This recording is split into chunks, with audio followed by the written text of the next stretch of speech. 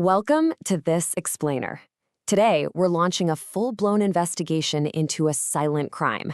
And the craziest part? It's happening right now in your home and in literally every single Indian household. We're talking about a heist so perfectly executed that you don't even realize you're the victim until years, sometimes decades later. So we're going to examine the evidence, break down exactly how this operates, and most importantly, equip you with the tools to stop it in its tracks. But first, think about this for a second. You work hard, you get that well-deserved promotion, you see that salary bump hit your bank account, and for a split second, you feel like you're finally getting ahead. But then what happens? A few months go by, you pay the bills, you buy the groceries, cover the school fees, and suddenly you're right back where you started. That extra money, it feels like it just vanished into thin air. Why does your hard-earned money seem to disappear, despite your absolute best efforts to save and do everything right? Okay, let's dive into this. The real culprit behind this silent plunder is a master thief that works completely without pause, leaving absolutely no physical trace behind. No doors are forced open, no alarms are ever triggered. And the kicker? This criminal actually enjoys implicit backing from economic policy itself. The enemy we're talking about is inflation. Now, you already know it erodes purchasing power, right? It's the reason every rupee buys a little less today than it did yesterday. And while central banks view a 2 to 4% rate as a healthy sort of economic lubricant, make no mistake, while you're sleeping, this invisible force is stealthily emptying your wallet and eating away at your long-term dreams. Section 1. The modus operandi, how your wealth vanishes. So how does the thief actually do it? Well, they use 3 specific methods. First, the straightforward loss of purchasing power. Look, if inflation is running at 6%, 100 rupees today is only going to buy what 94 rupees bought a year later. And because of compounding, at that 6% rate, your everyday living costs will roughly double in just 12 years. Double. Second, it erodes fixed savings. Stashing cash under the mattress or in low-yield accounts, that money is just bleeding value. Third, the wage and pension lag. Prices go up daily at the grocery store, but your salary is usually only adjusted once a year. That means you are constantly playing catch-up and losing real income every single day in between. And this brilliantly illustrates the jarring reality of the safe investment trap. Let's say you lock your money into a fixed deposit earning 6%. It feels super responsible, right? But if inflation is sitting at 5%, your real return, the actual increase in your buying power, is merely 1%. 1. And remember, that's before taxes even enter the picture. The thief has quietly walked away with the rest. What's really fascinating and honestly incredibly frustrating about inflation is that it isn't fair. It creates very distinct winners and losers through something called the wealth transfer effect. The thief secretly shifts resources away from prudent salaried families, pensioners, and cash savers. And who gets that wealth? Borrowers, because the real value of their debt actually shrinks over time. It also goes to owners of real assets like property, stocks, and commodities, which typically appreciate as prices rise. So yeah, it basically punishes the exact conservative behavior we are all taught is responsible. Section 2. The cover-up. Official statistics versus real costs. Let's look at the official narrative. If you check out India's headline Consumer Price Index, or CPI, for March 2026, it sat at exactly 3.40%.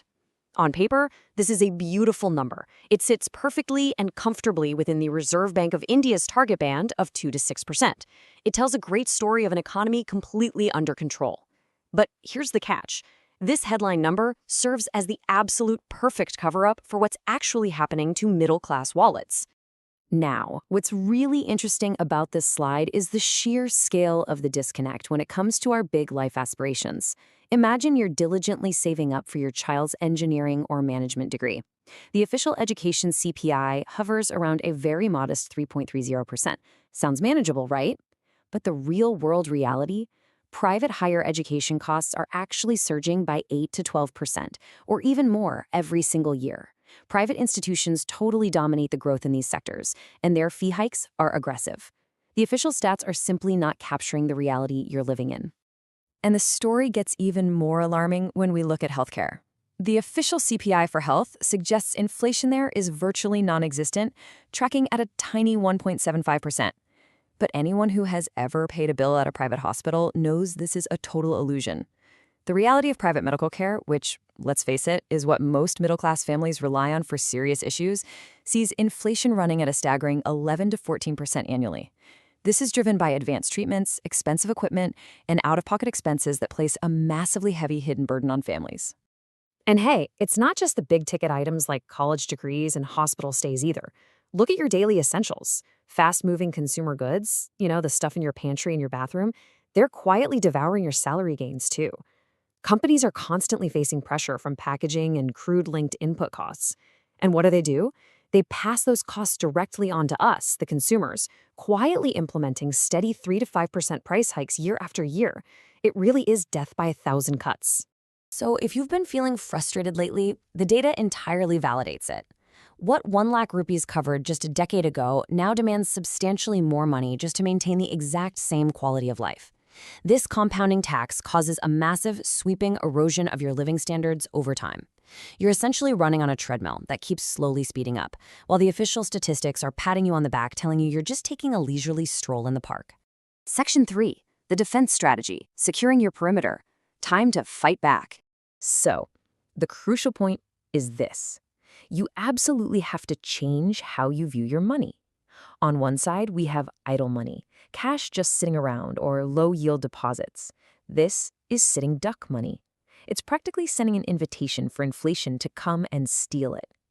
On the other side, we have working money, productive assets like equities, mutual funds, gold, and real estate. You have to stop letting your money lie idle.